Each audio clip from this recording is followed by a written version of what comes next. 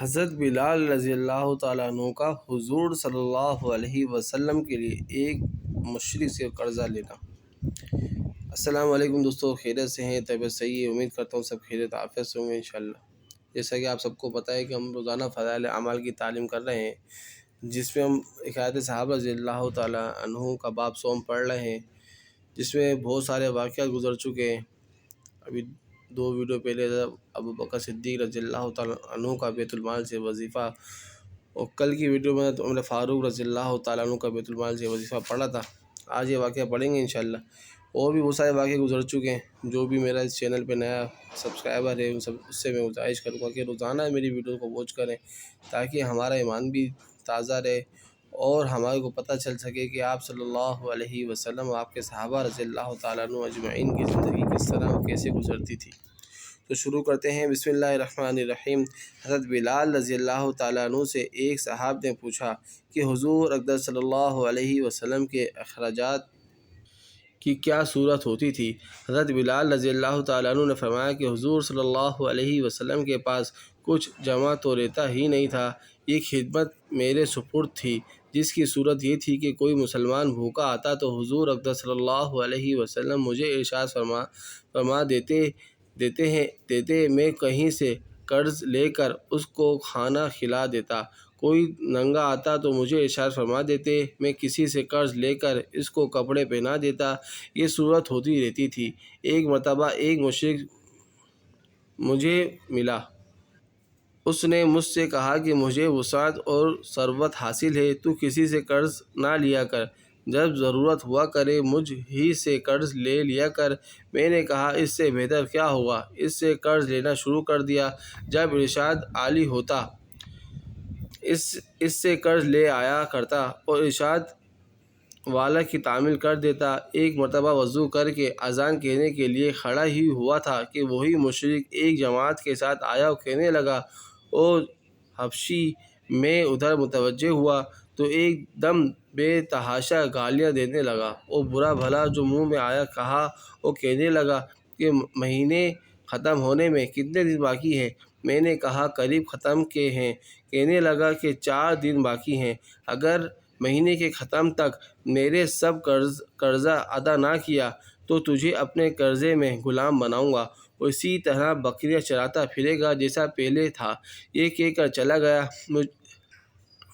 مجھ پر دن بھر جو گزرنا چاہیے تھا وہی گزرا۔ تمام دن رنج و صدمے سوار رہا، اور عشاء کی نماز کے بعد حضور صلی اللہ علیہ وسلم کی خدمت میں تنہائی میں حاضر ہوا اور سارا قصہ سنا دیا، اور عرض کیا یا رسول اللہ، نہ آپ کے پاس اس وقت ادا کرنے کی فوری انتظام ہے اور نہ کھڑے کھڑے میں کوئی انتظام کر سکتا ہوں، وہ ذلیل کرے گا، اس لیے اگر اجازت ہو تو اتنے قرضہ اترنے کا انتظام ہو، میں کہیں روپوش ہو جاؤں، جب آپ کے پاس کہیں سے کچھ آ جائے گا میں حاضر ہو جاؤں گا۔ یہ عرض کر کے میں گھر آیا، تلوار لی، ڈھال اٹھائی، جوتا اٹھایا، یہی سامان سفر تھا، اور صبح ہونے کا انتظار کرتا رہا کہ صبح کے قریب کہیں چلا جاؤں گا۔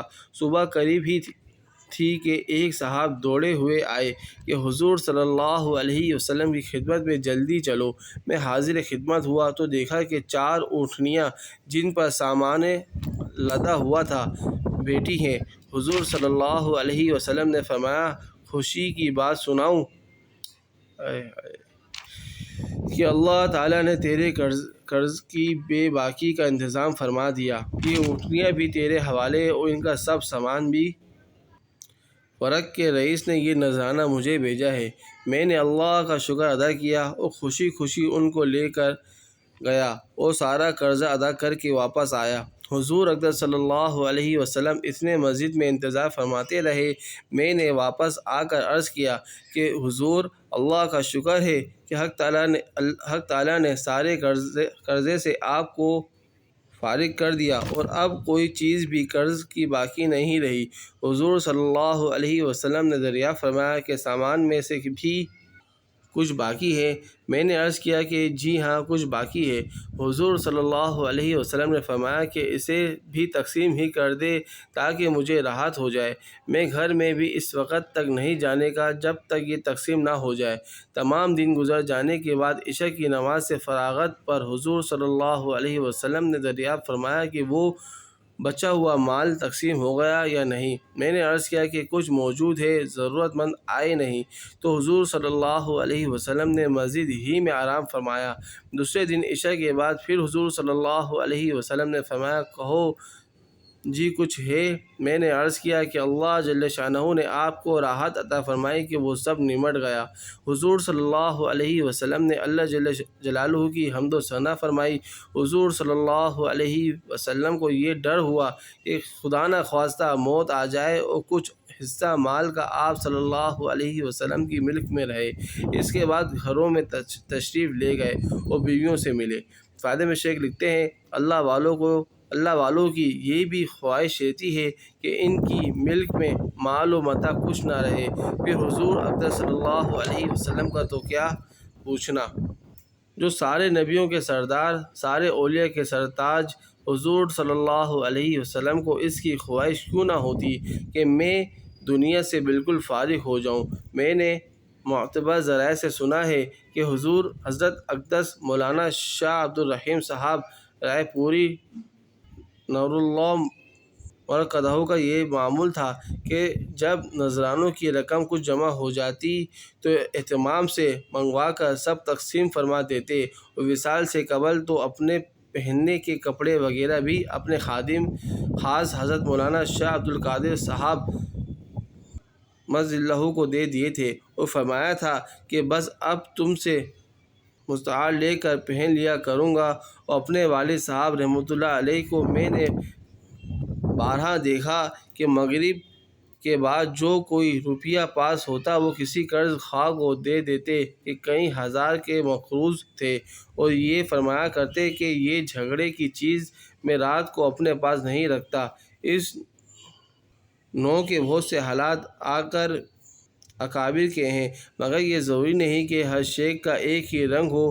مشائخ کے الوان مختلف ہوتے ہیں، اور چمن کے پھولوں میں ہر پھول کی صورت سیرت ممتاز ہوتی ہے۔ بس بھائی دوستو بزرگوں، یہ تھے ہمارے صحابوں کے قصے، اللہ کے نبی کا قصہ۔ امید کرتا ہوں یہ آپ سب کو پسند آیا ہوگا۔ اگر یہ ویڈیو اچھی لگی تو لائک کمنٹ کر دیجیے گا، اور لوگوں کو شیئر بھی کریں، اپنے جاننے والوں کو اپنے اسٹیٹس میں لگائیں تاکہ اور بھی لوگ ان واقعات سے سبق حاصل کریں۔ ملتے ہیں انشاءاللہ اگلی ویڈیو میں، جس میں ہم پڑھیں گے حضرت ابو ہریرہ رضی اللہ تعالیٰ عنہ کا بھوک میں مسئلہ دریافت کرنا۔